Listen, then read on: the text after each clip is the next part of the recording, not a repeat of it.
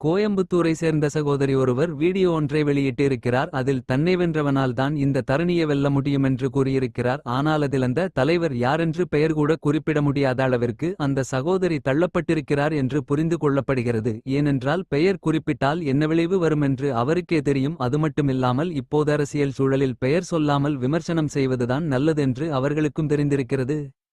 ஏனென்றால் பெயர் சொன்னால் தான் உடனே கைது என்று ஒரு சூழல் நடந்து கொண்டிருக்கிறது. அது அவர்களுக்கு தெரிந்திருக்கிறது போல. ஆனால் அவர் மறந்துவிட்டார். அவர்கள் பெயர் சொன்னாலும் கைதாக மாட்டார்கள். ஏனென்று தெரியவில்லையா? இருக்கும் இடம் அப்படி. பரமசிவன் கழுத்திலிருந்து பாம்பு கேட்டது கருடா சௌக்கியமா? யாரும் இருக்கும் இடத்தில் இருந்து கொண்டால் எல்லா சௌக்கியமே என்று கருடன் சொன்னது அதில் அர்த்தமுள்ளது. இந்த பிரபஞ்சத்தில் தலைவர்கள் உருவாவதில்லை, உருவாக்கப்படுகிறார்கள். அது சில பேரின் அழுத்தத்தாலும் சில வன்முறை தரத்தாலும் சில பேர் அதிகாரத் திமிராலுமேதான் தலைவர்கள் உருவாக்கப்படுகிறார்கள். மிக விரைவில் நீங்கள் தளபதி அவர்களை தலைவராக உருவாக்கி விடுவீர்கள் என்று நம்புகிறோம்.